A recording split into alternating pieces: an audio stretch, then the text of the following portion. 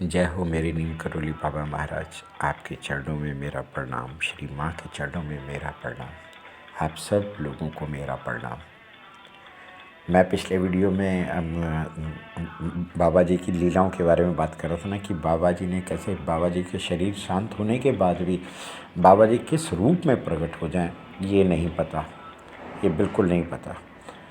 ऐसे ही चैत्र 1980 की बात है। नवरात्रियों के बाद श्री माँ के साथ अनेक भक्त हल्द्वानी में नीम करोली ग्राम पहुँचे।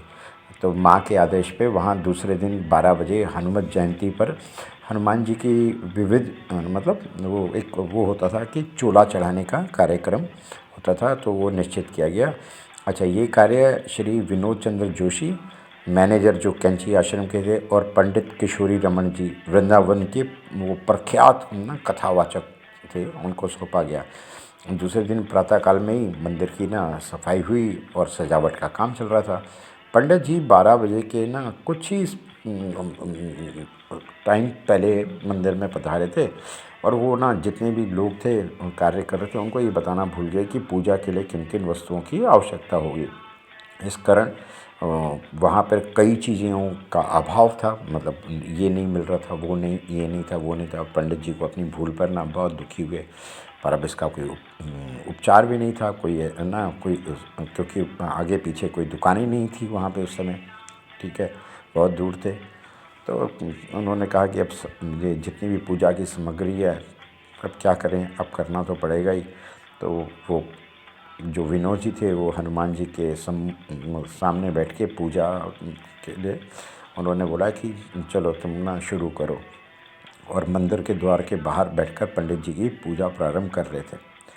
तो बहुत सारे श्रद्धालु थे, वो भी मंदिर में आके बैठ गए, और राजीदा जी बताते हैं कि पंडित जी के सामने मंदिर के द्वार के पास ही वो भी बैठे थे।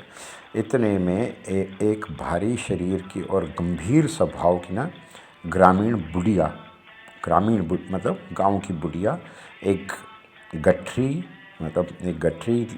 साथ में लेके आई, और बीच में से ना सारे श्रद्धालुओं के बीच से होके राजीदा और पंडित जी के बीच में बैठ गई, और बिना किसी से कुछ बोले उसने अपनी गठरी से एक एक करके सारी पूजा की सामग्री, फल, रक्त वस्त्र, कलेवा, कच्चा दूध, मतलब जितनी भी चीज़ें चाहिए थी वो सब विनोद जी को देने लगी।